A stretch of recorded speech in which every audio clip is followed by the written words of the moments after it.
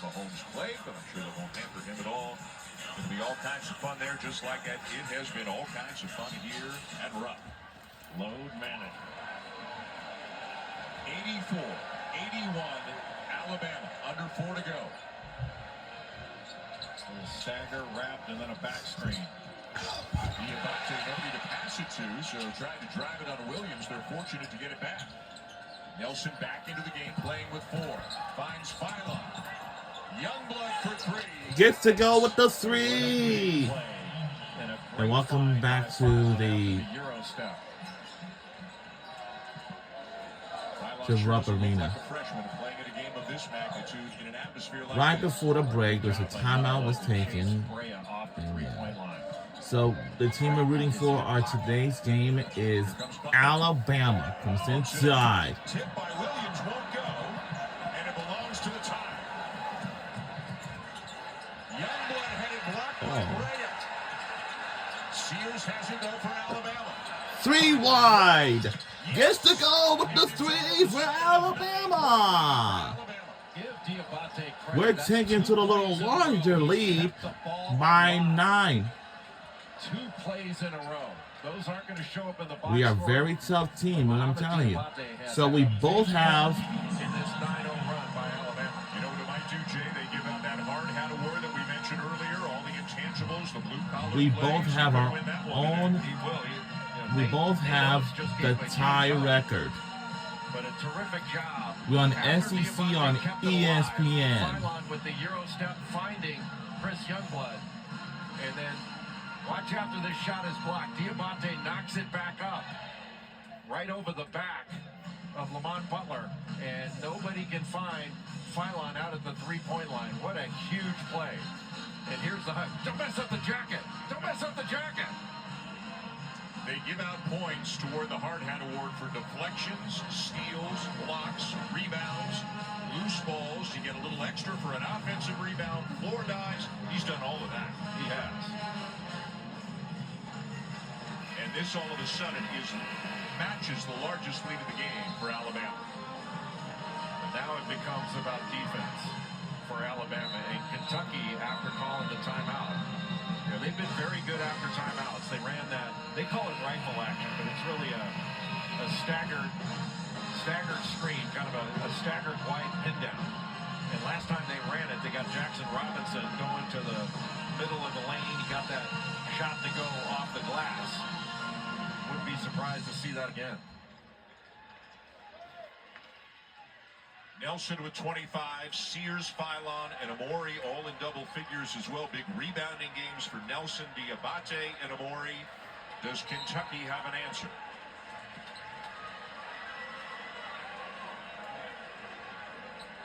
As always, it starts with Lamont Butler.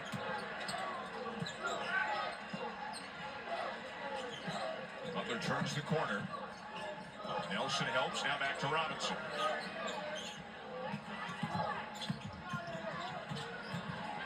Butler trying desperately to get the shot off. He will, and he's fouled.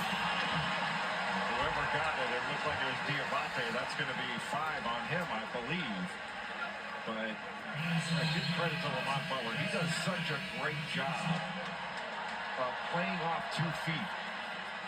He comes to a 2-foot jump stop. He can pivot, and then he uses the shot fake, 2 of them, to get both Grant Nelson and Mohamed Diabate off the floor. And not only does he draw the foul, he completes the play. That is one tough dude. So Diabate is out of the game. He will finish with 8 points and 8 rebounds. But here's the strength, and you can say this about both teams, given how many good players they have. Diabate fouls out. Who comes in? Amori. That's Amori. Amori's got 12 and 7 here today. And he is a starter for this team. Diabate comes off the bench as Butler completes the 3-point play. Getting fouled there allows Kentucky to set up full court pressure. 2-2-1.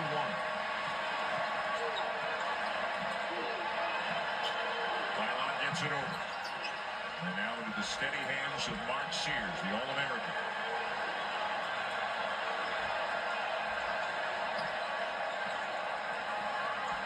10 on the shot clock. Now to get some action going. Sears moving people around. Gets it back. Puts it up. Short. But he got hit, and it'll be a 3-shot foul. Just a little handoff action, then getting a screen from Cliff Amore, and Maury's man wasn't there to help out. And Owe got picked off by the screen and still had to put pressure on the shot. And then he wound up getting right in the landing spot of Mark Sears. I think they're going to review whether it was a 3. Yeah. Mark Book says, come on over, everybody. We got a chance to talk. 3-point shot. Oh, and now they looked at it so quickly, no real opportunity. It is a 3-point attempt, so 3 free throws coming. Mark Sears shoots over 80% from the foul line. You just don't want to foul a 3-point shooter there. Give Owe credit for not giving up on the play. But for the most part, Kentucky's done a great job of keeping Mark Sears off the foul line. I mean, he's the most fouled player in the Southeastern Conference, shoots the most free throws, 8 free throws a game. And he spent very little time at the foul line in this game. And Lamont Butler, with all the other physical ailments that he's dealing with, had some blood, had a cut on his elbow. That's why nobody called a timeout here, but because Butler was getting taped up, each coach kind of got a free timeout.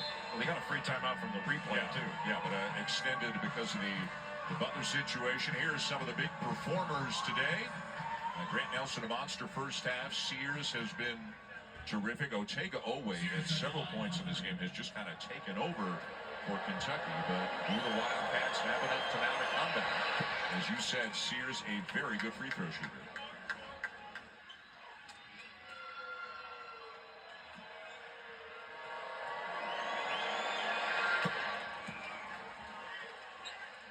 Alabama under 70% as a team from the line on the season, but significantly better than that today as Sears makes that.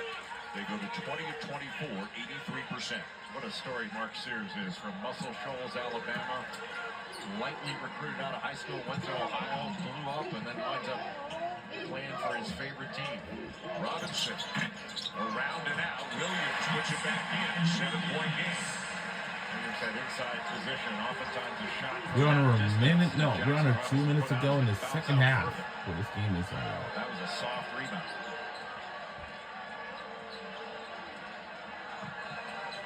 Mylon looking for Sears. Amore up with the left. No, to Williams the rebound. Amore lost a shoe. Williams. Almanor.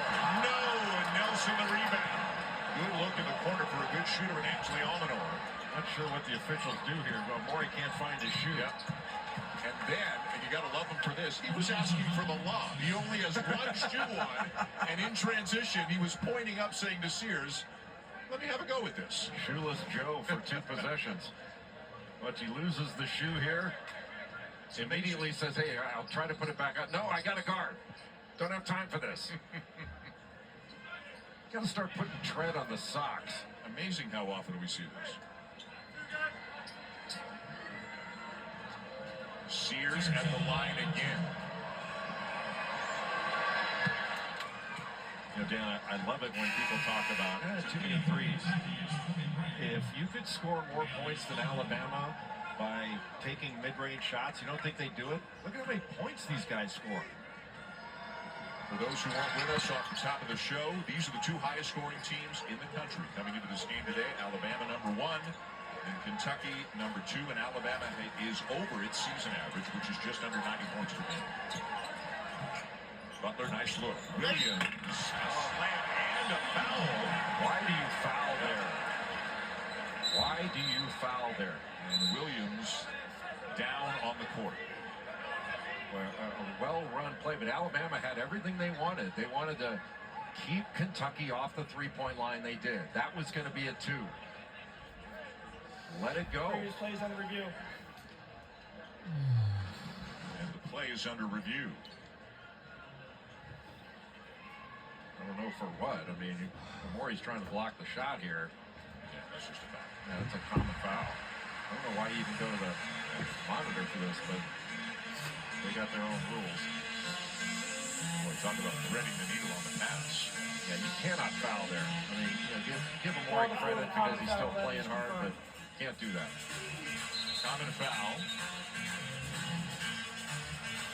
So Williams is up, although not moving a whole lot right now. Hopefully okay and able to take the free throw. The foul on Amori, his second. And Williams is not a great free throw shooter. So that makes free throw blockouts a big deal on this free throw attempt. If Kentucky in the second slot, they've got Butler and Oweh in that second slot. I put bigger guys there, but they're putting their shooters out. If that ball misses, you just want to tap it back out. And again, because of the hesitation that Williams has in his free throw routine, his release, it's the second time today an Alabama player has stepped into the lane.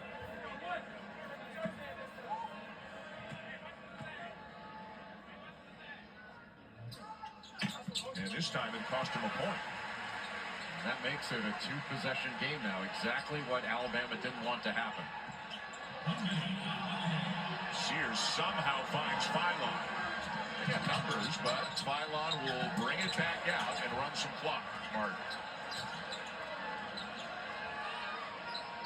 15 to shoot, and now the foul by Oweh. So they will test the freshman at the line, LeBaron Phylon. Shoots just under 70%. But this guy's a gamer. So athletic, good perimeter shooter. And one of the most impressive things is how he takes care of the ball. He's a good passer, but he's got an excellent assist-turnover ratio, top 10 in the league.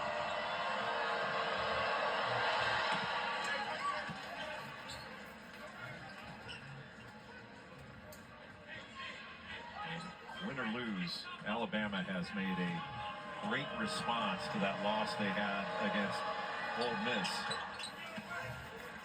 And you're going to have to respond to adversity in the SEC. And only scored 64 points on their home court in that loss on Tuesday. They might hit 100 here today. Butler with a big shot. Wow. Nice little step back under pressure. Wow. To get it down. 39 seconds. We got 39 seconds left to go. And that's the last place you want to catch it. But Kentucky let him split the double team. And Chris Youngblood winds up picking up the foul. And Otega Oweh has fouled out. He is the first Wildcat forced out of the game. Youngblood, even though he hadn't played a full season, he's only played about the last 8 games. He's yet to miss a free throw. We've got that's 5 on Oweh. They got to get him out of the game. And now here comes Almanor. This will be Youngblood's first trip to the line today. He is 9 for 9 in the season. A great performance this afternoon by Otega Oweh. He will lead with 21 points, 6 rebounds. That is one tough dude, Otega Oweh. Terrific season he's having. And again, credit to Alabama. They In continue lead by to make 6. their free throws. They are now 25 of 29 on the afternoon.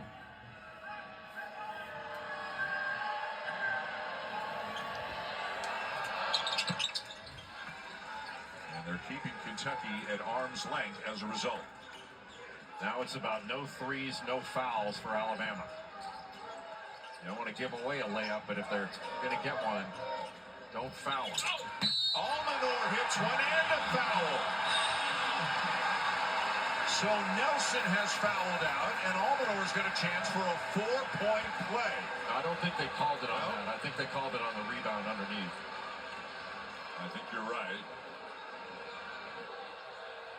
So the foul is on Kentucky, actually, right? They called on Williams. Yes. So the basket will count, but the foul is on Williams of Kentucky.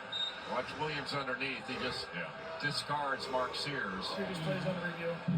So they're going to take a look at that. And that happened after the ball was released. So the shot's going to count.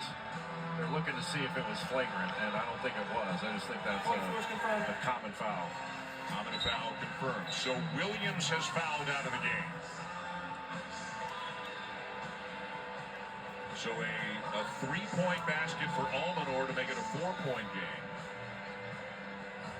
And it'll be free throws now for Alabama. And if you're Nate Oates, the guy at the line is the guy you like to see at the line, and that's Mark Sears. Yeah, this is the guy you would select. And Sears, What do I have to he's do? been hounded all game long by Lamont Butler.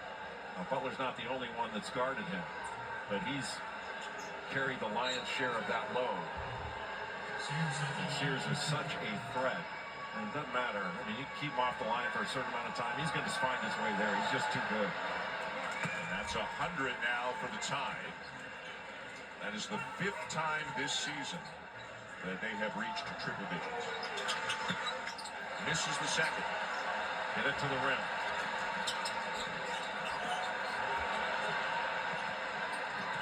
Seconds ticking away. Butler gets inside, brings it back out. Puts it up. Nelson the rebound. Gives it to Sears. He is fouled, and with just 8.5 seconds to go, Mark Sears has a chance to salt it away. Lamont Butler needed to get that to the rim and put it up.